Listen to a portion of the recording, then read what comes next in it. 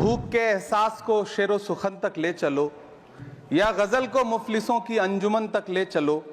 मुझको नज़्मो ज़ब्त की तालीम देना बाद में, पहले अपनी रहबरी को आचरण तक ले चलो। मैं आपसे जानना चाहता हूं कि ये नुक्ता हटा करके आप देवनागरी भाषा को मजबूत कर रहे हैं या उसे कर्कश और कमजोर बना रहे हैं। नदियों को साफ मत करिए, उन्हें गंदा मत होने दीजिए, नदियां अपने आप साफ हो जाएंगी। शांति स्थापित करने के लिए भाषण मत दीजिए, अशांति फैलाना बंद कर दीजिए, शांति अपने आप स्थापित हो जाएगी। इमरान प्रतापगढ़ी, 6 मिनट आपके पास। माइक। धन्यवाद सभापति महोदय। भूख के एहसास को शेरो सुखन तक ले चलो, या गजल को मुफलिसों की अंजुमन तक ले चलो। मुझको नज़्मो ज़ब्त की तालीम देना बाद में, पहले अपनी रहबरी को आचरण तक ले चलो। सभापति महोदय, मैं न्यू एजुकेशन पॉलिसी पे बात करने के लिए खड़ा हुआ हूं।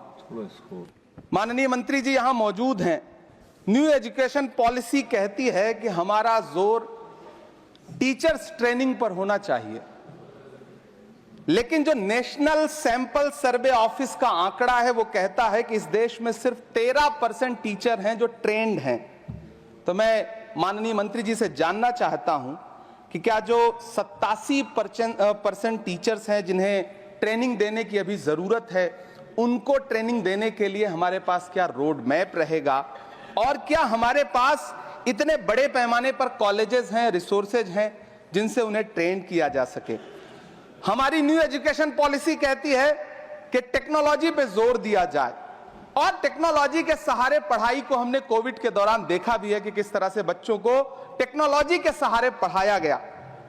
लेकिन मैं माननीय मंत्री जी से पूछना चाहता हूं कि जब इस देश में 80 करोड़ लोग 5 किलो राशन पे गुजारा कर रहे हों, तो क्या उन परिवारों तक इंटरनेट, कंप्यूटर, लैपटॉप जैसी सुविधाएं पहुंचाने के लिए कोई रोड मैप है ताकि उनके बच्चों को शिक्षित किया जा सके?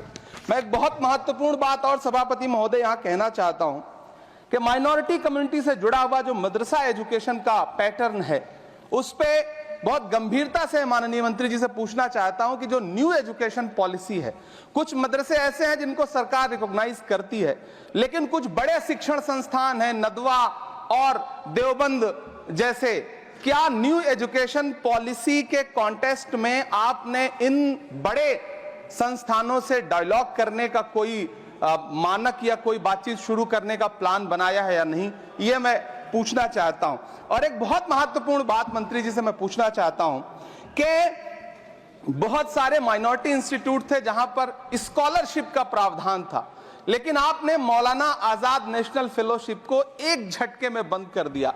हजारों लाखों छात्र जो उस स्कॉलरशिप के भरोसे अपनी शिक्षा ग्रहण कर रहे थे।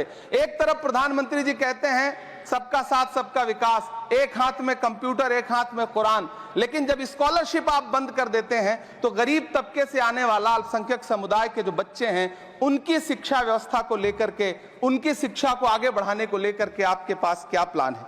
मैं माननीय शिक्षा मंत्री जी यहां पर बैठे हैं, उनसे कहना चाहता हूं कि पूरे देश में, पूरी दुनिया में प्रधानमंत्री जी जाकर के महात्मा गांधी जी की मूर्ति के सामने सर झुकाते हैं, उन्हें फूल चढ़ाते हैं, लेकिन आप ही की सरकार एनआईटी कैलीकट में प्रोफेसर साइजा ए को योजना और विकास विभाग का डीन बना देती है, जो खुल करके कहती हैं कि मेरी नजर में नाथूराम गोडसे तो बहुत महान था।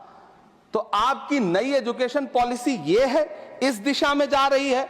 मैं आपके महोदय से, सभापति महोदय, ये कहना चाहता हूं कि किस तरह से एनसीईआरटी की किताबों में सांप्रदायिकता को परोसा जा रहा है।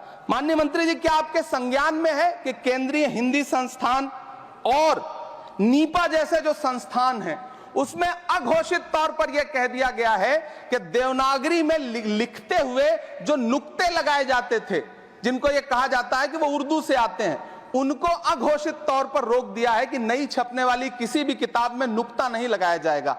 एनसीईआरटी की किताबें छापने वाले, लिखने वाले कई लोगों से मेरी व्यक्तिगत बात हुई, उनका यह कहना था कि हमें ऊपर से आदेश है, हालांकि ऐसा कोई लिखित आदेश नहीं है। तो मैं आपसे जानना चाहता हूं कि यह नुक्ता हटा करके आप देवनागरी भाषा को मजबूत कर रहे हैं या उसे कर्कश और कमजोर बना रहे हैं? यह मेरा माननीय मंत्री जी से अनुरोध है और यह मैं उनसे जानना चाहता हूं। सभापति महोदय, पीएम श्री विद्यालय को लेकर के बहुत बातें हुई। मैं एक चीज कहना चाहता हूं कि गाजीपुर एक जिला है उत्तर प्रदेश में, वहां वीर अब्दुल हमीद विद्यालय है धामूपुर गांव में। पिछले दिनों पीएम श्री कंपोजिट स्कूल का नाम लेकर के उस स्कूल का नाम बदल दिया गया, उसके सहारे भी सांप्रदायिकता परोसने की कोशिश की गई। जब सोशल मीडिया पे बहुत हंगामा खड़ा हुआ, हम सारे लोगों ने आवाज उठाई, तब फिर से बेसिक शिक्षा अधिकारी ने नाम बदल करके पुनः उसका नाम वीर अब्दुल हमीद, जो परम चक्र विजेता हैं, उनके नाम पे करने का काम किया। ये इस योजना के थ्रू भी सांप्रदायिकता को जो परोसने का काम किया जा रहा है, उसको मंत्री जी के संज्ञान में है यह बात या नहीं, और रोकने के लिए क्या काम करेंगे? एनसीईआरटी की जो किताबें हैं उनसे हिंदू मुस्लिम एकता के जो चैप्टर हटाए जा रहे हैं। महोदय, एनसीईआरटी की किताबें बच्चों का ज़हन तैयार करती हैं। आप बेसिक तौर पे एक नया इतिहास पढ़ाने के चक्कर में बच्चों को, छोटे बच्चों को जो गुमराह करके उनको एक झूठा इतिहास पढ़ाने का प्रयास कर रहे हैं, आगे चल के दुनिया में वो बच्चे कहां सस्टेन करेंगे? तो मैं माननीय मंत्री जी से कहना चाहता हूं कि शिक्षा और धर्म को एक दूसरे से अलग रहना चाहिए। मैं आज इस विषय पे बात करते हुए एक बहुत महत्वपूर्ण बात और कहना चाहता हूं कि दिल्ली विश्वविद्यालय में पाठ्यक्रम में जो बदलाव किए गए हैं, जिसमें राजनीति विज्ञान के पाठ्यक्रम से भीमराव, रामजी अंबेडकर, मोहनदास करमचंद गांधी, मोहम्मद इकबाल और भारत के संविधान पर आधारित शोध पत्रों को हटाया गया है। दलित लेखक बामा और सुकीरथ राणा को अंग्रेजी पाठ्यक्रम से हटाया गया है। क्या ये चीजें माननीय मंत्री जी के संज्ञान में है? समय बहुत कम है। मैं इस नई एजुकेशन पॉलिसी पर आदरणीय मंत्री जी से और सरकार से इतना कहना चाहता हूं कि आप बदलाव के नाम पर ये जो नई चीजें लेकर के आ रहे हैं, कैंपस में जिस तरह की गुंडागर्दी है, अभी एक माननीय सदस्य ने बोलते हुए जेएनयू का जिस तरह से जिक्र किया कि जेएनयू में इस तरह के नारे लगे, कुछ नकाबपोश लोग आते हैं, नारे लगाते हैं, चले जाते हैं, पुलिस सालों साल गुजरने के बाद उन नकाबपोश लोगों को ढूंढ नहीं पाती है। इतने प्रतिष्ठित शिक्षण संस्थानों को बदनाम करने के लिए जो तरीका सरकार इस्तेमाल कर रही है वो बहुत शर्मनाक है। पिछले दिनों एक महिला भी नकाबपोश, जिसने छात्रावास में लाठी बरसाई थी, डंडे चलाए थे, वो आज तक उसकी पहचान नहीं की जा सकी, दिल्ली पुलिस उसे ढूंढ नहीं सकी। जामिया की लाइब्रेरी में जिस तरह से लाठियां बरसाई गई थी, उनके जख्मों के निशान आज तक नहीं सूखे हैं। अलीगढ़ मुस्लिम विश्वविद्यालय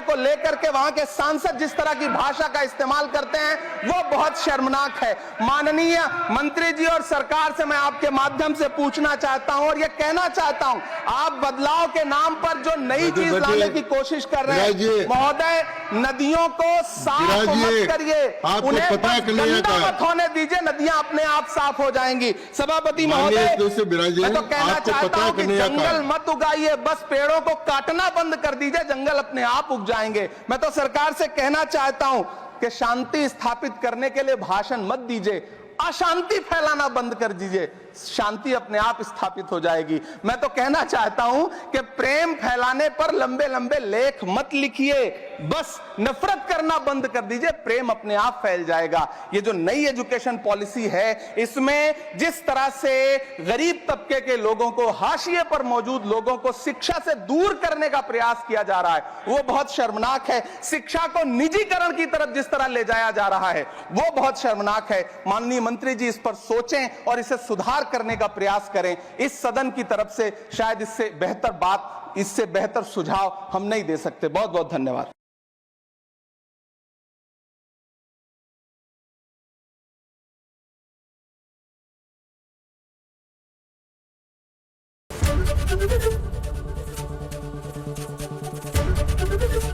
एबीपी गंगा, खबर आपकी, जुबान आपकी।